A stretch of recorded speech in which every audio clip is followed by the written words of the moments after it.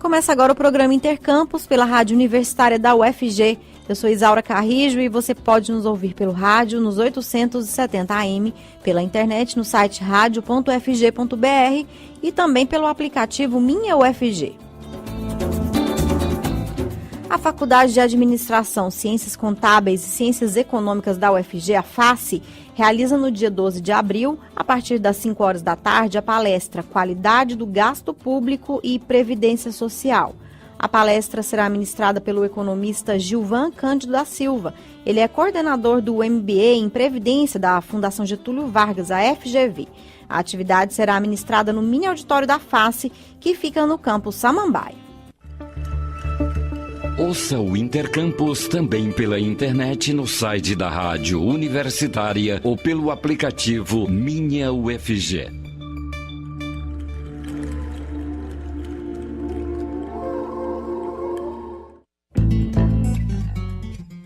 Hoje é sexta-feira, dia da participação da Secretaria de Comunicação da UFG aqui no Intercampus. O jornalista Luiz Felipe Fernandes é quem traz as novidades do dia e ele já está na linha para falar com a gente. Bom dia, Luiz. Bom dia, Isaura. Bom dia ao ouvinte da Universitária. Vamos às notícias desta sexta-feira. Continua aberto até o dia 10 de abril o prazo para o pedido de isenção da inscrição no Enem, o Exame Nacional do Ensino Médio. A isenção pode ser solicitada por quem está cursando a última série do ensino médio em escola pública, quem cursou todo o ensino médio em escola pública e tem renda menor que um salário mínimo e meio, e quem está em situação de vulnerabilidade social. O pedido deve ser feito pelo site enem.inep.gov.br. O resultado será divulgado no dia 17 de abril. Lembrando que o período de inscrições no exame vai de 6 a 17 de maio. A prova vai ser realizada em 2 fins de semana, no dia 3 e no dia 10 de novembro. Além de medir a qualidade do ensino médio, o Enem é usado para o acesso ao ensino superior em diversas universidades brasileiras por meio do Sistema de Seleção Unificada, o SISU, incluindo aí a UFG. E um projeto do Instituto de Informática da UFG desenvolveu um sistema que auxilia o diagnóstico de diabetes por meio da pupila. O equipamento extraiu 96 características dessa parte do olho capazes de identificar a doença. Essa não é a primeira vez que o grupo se destaca pelo uso do equipamento para finalidades médicas. Em 2017, os pesquisadores da UFG desenvolveram um método automatizado de classificação do nível de glaucoma, também baseado no reflexo pupilar. Também em 2017, o pupilômetro foi aplicado para a detecção da embriaguez. Além de ser um método menos invasivo que o bafômetro e os exames de sangue, o aparelho não utiliza peças descartáveis e pode ser usado também de forma remota. E, Isaura, a nossa dica de evento é a Semana dos Povos Indígenas, que começa na segunda-feira que vem. Vão ser discutidos os direitos indígenas no marco dos 30 anos da Constituição Federal de 1988. A programação inclui debates, palestras e oficinas. Também vai ser promovida uma audiência pública no dia 9 de abril, às 9 da manhã, na Assembleia Legislativa. Ainda na terça-feira, às 7 da noite, vai ser lançado o documentário Amazônia, o Despertar da Florestania, no Teatro da PUC Goiás. A Semana dos Povos Indígenas é promovida pelo Instituto Goiano de Pré-História e Antropologia da PUC, pelo Museu Antropológico da UFG e pelo Conselho Indigenista Missionário. O evento é gratuito e a programação está no portal UFG, no ufg.br. Essas foram as notícias de hoje. A gente volta na semana que vem. Tá certo, Luiz. Mais uma vez, obrigada pela sua participação e até a próxima. Bom dia, Isaura. Bom dia ao ouvinte. Trabalhos relacionados a temáticas de inteligência artificial, desenvolvidos por alunos de pós-graduação do Instituto de Informática da UFG, foram apresentados ontem à tarde a representantes e diretores de empresas ligadas à área de inteligência artificial e também ao público em geral. Esta foi a segunda edição do evento, que começou em 2017 e que está despontando como uma das mostras de inteligência artificial mais importantes da região centro-oeste. O workshop foi coordenado pelo professor Anderson da Silva Soares, do Instituto de Informática da UFG. O professor fala da importância do evento para os alunos do INF-UFG e também para o público que acompanhou as apresentações. Mostrar para a sociedade, principalmente ao público externo à universidade, a incrível capacidade que os nossos alunos têm de desenvolver soluções que são palpáveis para a comunidade e a sociedade em geral. E os alunos, eles podem mostrar os seus projetos, exibir para as pessoas que visitam e também para um público, para um júri convidado, compostos por diretores e pessoas executivos de várias empresas de diversos segmentos, em que eles podem mostrar todo o seu potencial e gerar opções de desenvolvimento profissional. E diversos trabalhos de excelente nível e aplicados a problemas reais e que fazem sentido para as pessoas. O professor Anderson explica o que é inteligência artificial e diz que não se trata de uma substituição de humanos.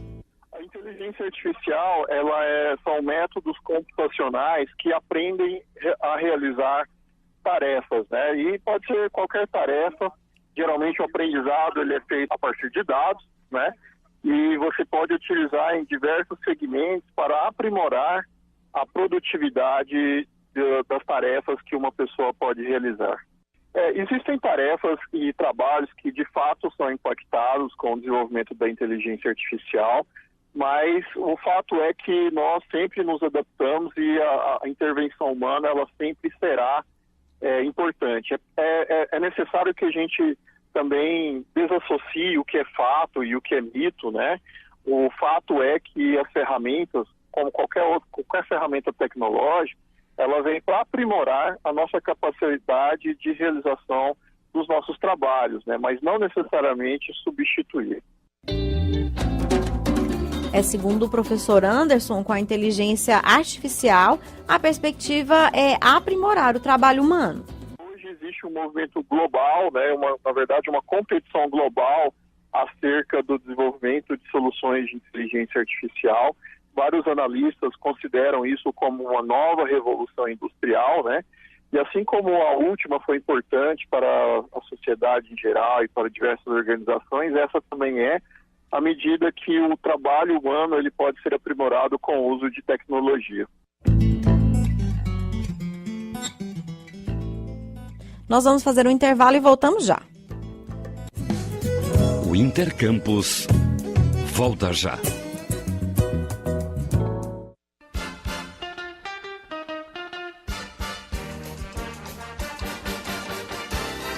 O melhor da música popular do Brasil.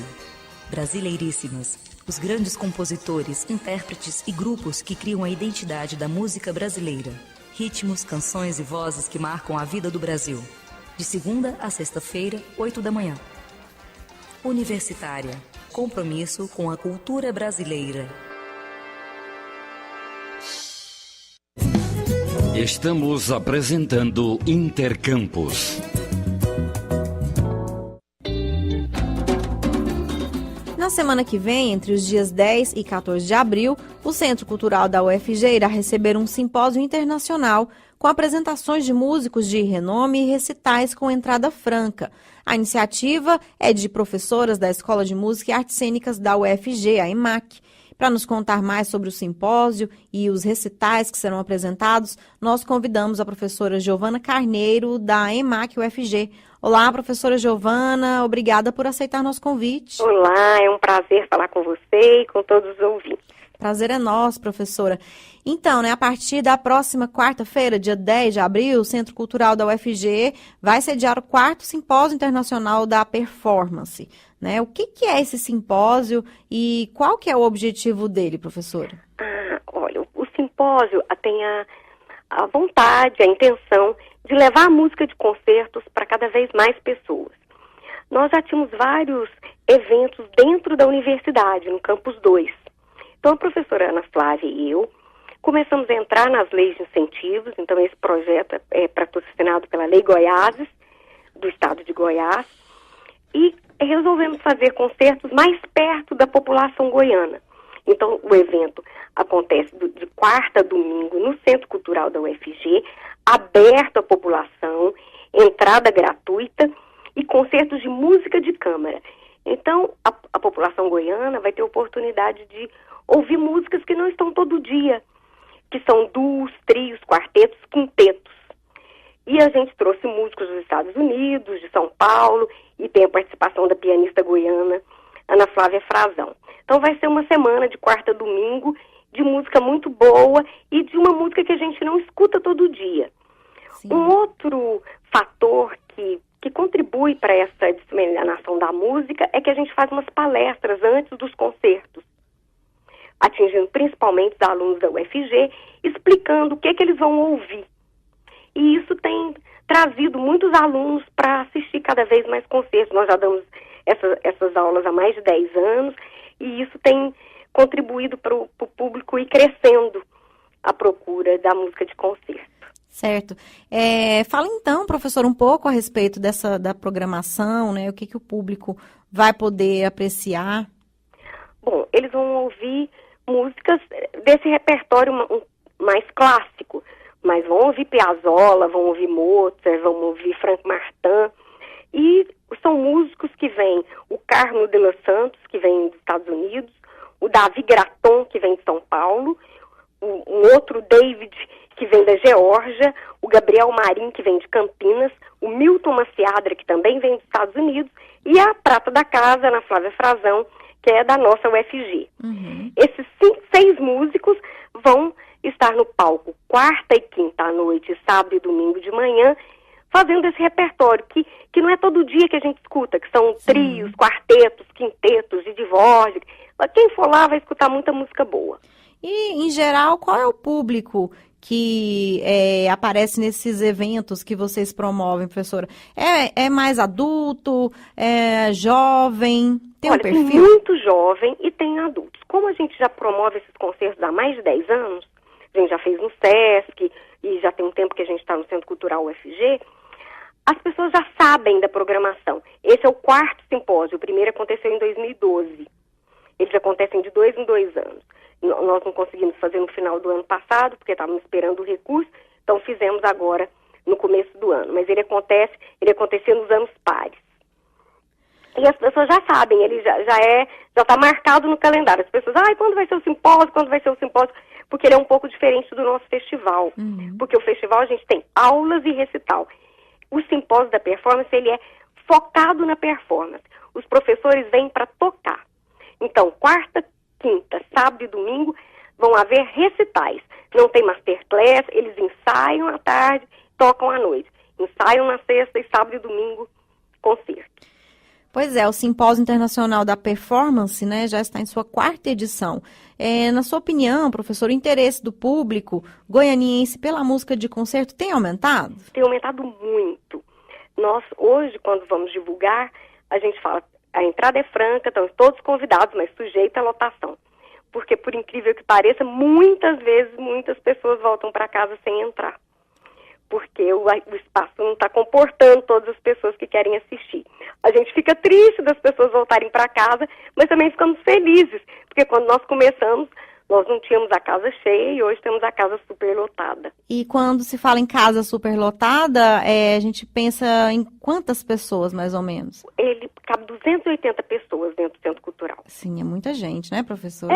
Para assistir música de concerto é um público considerável. Com certeza. Bom, para a gente encerrar, vamos então convidar nosso ouvinte para ir ao Centro Cultural da UFG na semana que vem? Isso. Vamos assistir o 4º Simpósio Internacional da Performance com recitais de música de câmara no Centro Cultural UFG, no setor universitário, 10 e 11 de abril, 20 e 30. 13 e 14 de abril, 11 horas da manhã. Quarta e quinta, sábado e domingo. Se tiverem dúvidas, o site www.concertosemgoiania.com. Entrada gratuita, né? Entrada gratuita. Só precisa ficar atento porque a lotação esgota. Tá certo. Então, dado o recado aí para quem quiser participar. Essa foi a participação da professora Giovana Carneiro, da Escola de Música e Artes Cênicas da UFG, que nos contou um pouco sobre recitais, né, que acontecem na semana que vem no Centro Cultural UFG com entrada franca, a partir do dia 10, quarta-feira. Professora, obrigada pela sua participação, Eu que agradeço, viu? Foi um prazer falar com você. E até a Apareça próxima. lá nos nossos recitais. Obrigada, professora. Obrigada pelo convite. A Escola de Música e Artes Cênicas da UFG, EMAC, realiza no dia 8 de abril uma roda de conversa sobre a estimulação musical para autistas. A coordenação do evento é da professora Nilceia Protásio, da EMAC. Mais cedo, ela concedeu uma entrevista à repórter estagiária da Rádio Universitária, Camila Teles. E nessa entrevista ela deu mais detalhes sobre a roda de conversa. Vamos acompanhar. Olá, professora. Obrigada por participar com a gente. Eu que agradeço e espero esclarecer e trocar algumas ideias com vocês. Professora, o projeto Roda de Conversa já existe há quanto tempo na UFG? Nós estamos festejando 5 anos de existência. No dia 31 de março de 2014, nós recebemos o nosso primeiro convidado e desde essa data nós temos recebido vários convidados externos à UFG e temos tido a oportunidade de ter no nosso público acadêmicos e pessoas da comunidade. Ah, que legal, professora. E de que forma é feita a escolha dos temas para as conversas? A escolha dos temas para a conversa sempre privilegia o tema de domínio do convidado e alguns temas de interesse dos próprios acadêmicos do curso de música, de modo que tanto o acadêmico quanto convidados externos aproveitem a roda e, como é um espaço de diálogo e integração, os convidados ficam bem à vontade, não é no formato palestra, então os temas são tratados de modo informal e, claro, por parte do convidado, que são pessoas com vasta experiência na área, há uma abordagem mais teórica e bem fundamentada. Uhum. E quem pode participar da roda de conversa? A roda de conversa, ela é aberta a todo o público. A dinâmica da roda é justamente essa. Não é necessário fazer inscrição, não é necessário pagar taxa, a participação é gratuita. Os horários de cada roda varia justamente para atender um público variado e interessado no tema em questão. Então, todas as pessoas que tiverem interesse no tema daquela roda em específico podem participar do evento. E o tema do evento dessa vez é estimulação musical para autistas. Qual a importância da música para autista?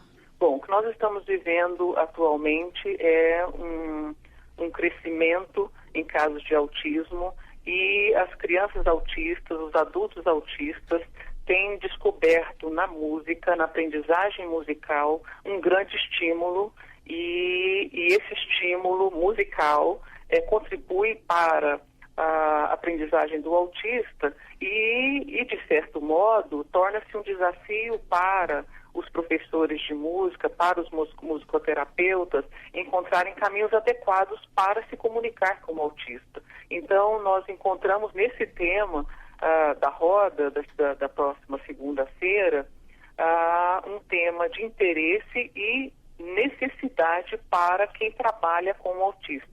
O autista realmente merece e precisa de um tratamento adequado, de uma abordagem adequada, e nós sentimos essa urgência em tratar o estímulo musical do autista para instrumentalizar melhor os professores de música e os musicoterapeutas e promover realmente uma oportunidade de discutirmos, de colocarmos na roda as nossas necessidades, o compartilhamento de experiências para que todos possam sair mais instrumentalizados para abordar musicalmente os autistas. Nossa, muito legal mesmo, professora. E para encerrar, deixa o seu convite para os nossos ouvintes. Gostaríamos de convidar todas para participar da nossa roda de conversa no Laboratório de Educação Musical, na próxima segunda-feira, às 18h30, então no dia 8 de abril, às 18h30, no Laboratório de Educação Musical da Escola de Música e Artes Cênicas da Universidade Federal de Goiás, no campus Samambaia. Então, a UFG está preparada e vai ficar muito feliz com a sua presença. Quem tiver interesse de aprender um pouco mais, de compartilhar suas experiências sobre a estimulação musical para autistas, será muito bem-vindo. Professora, muito obrigada pela sua participação e sucesso no evento. Eu que agradeço o contato, agradeço o interesse de vocês.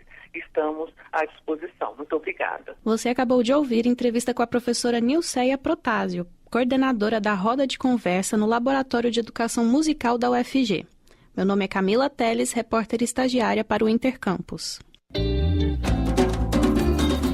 O Ministério Público Federal pede informações ao Instituto Nacional de Pesquisas Educacionais, o INEP, sobre a Comissão de Avaliação do Exame Nacional do Ensino Médio, o ENEM. O levantamento feito pelo grupo teve início no dia 20 de março.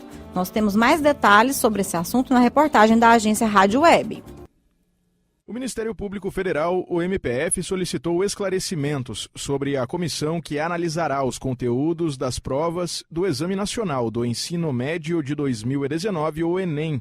O órgão anunciou que considera insuficientes as informações prestadas pelo Instituto Nacional de Estudos e Pesquisas Educacionais, Anísio Teixeira, o INEP, sobre o grupo que fará este trabalho. O MPF quer que sejam informados quais são os subsídios oferecidos à comissão para garantir que os trabalhos respeitem o formato esperado da prova. Outra solicitação é sobre os critérios usados na avaliação dos conteúdos e também sobre a qualificação técnica e profissional dos membros da comissão. Em 20 de março, o INEP anunciou a criação do grupo que vai avaliar se as questões têm pertinência com a realidade social.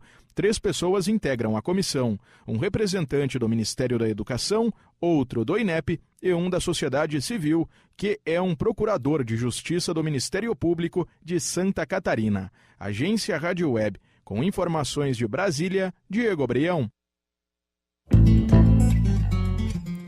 E a educação domiciliar cresceu 2.000% no Brasil em 8 anos. Nós temos mais informações, né, sobre esse assunto com uma reportagem da Rádio Agência Nacional que a gente ouve agora. É crescente o número de famílias que optam por retirar as crianças do ambiente escolar e decidir qual conteúdo será ensinado a elas em casa. A educação domiciliar teve um aumento de 2.000% entre os anos de 2011 e 2018. O dado faz parte do levantamento da ANED, Associação Nacional de Educação Domiciliar, que mostra que o Brasil tem atualmente mais de 7.500 famílias educadoras, com 15 mil estudantes entre 4 e 17 anos de idade. O servidor público Aloysio Dantas, pai de 3 filhos, escolheu o homeschooling como método para escolarizar as crianças, já que para ele os conteúdos lecionados no ensino regular não eram os mais adequados aos que ele gostaria que os filhos aprendessem. Quando a gente percebe o que de fato é o centro de preocupação, tanto das escolas públicas quanto das privadas, a gente começou a perceber que, no fundo, não era aquilo que a gente queria em termos de formação para os nossos filhos. O movimento que a gente percebe é que a escola, ela deixa de ser um centro de formação intelectual e passa a ser a mudança comportamental dos alunos. A educação domiciliar já é tema de debate no Brasil há anos. Prática comum em outros países, aqui tem enfrentado resistência. Uma das críticas é a falta de um currículo comum, como acontece na educação regular, com a Lei de Diretrizes e Bases, a LDB. No homeschooling, cada tutor utiliza o método que julgar melhor para o aprendizado, sendo comum a criação de metodologia própria, tradução de metodologias de outros países e utilização de conteúdos disponíveis na internet. Os que defendem a educação domiciliar buscam dar às crianças uma educação personalizada que explore os dons, aptidões, talentos e afinidades das crianças. O tema foi debatido no Supremo Tribunal Federal em novembro de 2018, quando decidiu que não há inconstitucionalidade na matéria, mas é necessária a regulamentação em lei para acompanhar o rendimento dos alunos educados em casa por meio de avaliações pedagógicas sob a responsabilidade das secretarias de educação. Famílias favoráveis à educação domiciliar não receberam bem a decisão do STF. Rick Dias, presidente da ANED, criticou a decisão do Supremo. É uma situação muito difícil que o STF deixou essas famílias num limbo jurídico, quando ele disse em setembro, no julgamento no ano passado, que a Constituição não proíbe o homeschool, mas também não garante. Então ele jogou essas famílias na ilegalidade. A posição do STF não encerra o debate da questão, mas remete ao Congresso Nacional a regulação do tema. Desde 2001, diversos projetos de lei que tratam o homeschooling já passaram pela casa e acabaram arquivados. 3 ainda tramitam em conjunto na Câmara dos Deputados e propõem alterações na LDB e no Estatuto da Criança e do Adolescente. O método não é reconhecido no Brasil. Por esse motivo, as crianças que são submetidas à educação domiciliar ainda precisam recorrer ao INSEJA, o Exame Nacional para a Certificação de Jovens e Adultos, ou a supletivos, para validar os conhecimentos e terem os certificados necessários para ingressar nas instituições de nível superior de ensino. Com sonoplastia de Pardal, da Rádio Nacional em Brasília, Ana Luísa Prazer. O Ministério da Educação pretende fazer uma revisão nos livros didáticos que contam a história do golpe de 1964 e da ditadura militar no Brasil. Nós temos mais detalhes sobre esse assunto na reportagem da agência Rádio Web. O ministro da Educação, Ricardo Vélez Rodrigues, afirmou que haverá mudanças em livros didáticos para revisar a maneira como é retratado nas escolas o golpe militar de 1964. A declaração foi feita durante uma entrevista ao jornal Valor Econômico, publicada nesta quarta-feira. Segundo a publicação, Vélez acredita que a mudança de regime há 55 anos não foi um golpe, e sim uma mudança de tipo institucional. Além disso, o ministro teria dito que o governo da época não seria uma ditadura, e sim um regime democrático de força. A tese é rejeitada por historiadores que estudam o período. O presidente da Associação Brasileira dos Autores de Livros Educativos, Cândido Grangeiro, questiona o poder do Ministério de fazer as mudanças e alerta para as possibilidades de censura no material. Todo conhecimento que vai para o livro didático tem 2 pontos de apoio. O primeiro deles são as pesquisas acadêmicas. O autor ele nunca trabalha com opinião. A outra coisa que o autor precisa seguir são os documentos oficiais. Quando ele diz assim, nós vamos produzir, me chama a atenção em 2 aspectos. O MEC vai começar a produzir o próprio material. Se ele não vai produzir, quais são os limites que ele vai colocar nesse material didático? Se ele vai direcionar a abordagem, aí a gente fica com um super receio de que venha uma espécie de censura ou algum limite para essa produção do livro didático. Procurado pela nossa reportagem, o MEC aconselhou que acompanhássemos o Twitter do ministro. Em sua última publicação na rede social, Ricardo Vélez disse que mudanças poderiam ser realizadas progressivamente, trazendo uma versão mais ampla da história e só após passar uma banca de cientistas da área. Agência Rádio Web de Porto Alegre, Daniel Fagundes. E com essa informação a gente encerra o Intercampus de hoje. Os trabalhos técnicos foram de Murilo Cavalcante. A todos, obrigada pela audiência e até a semana que vem.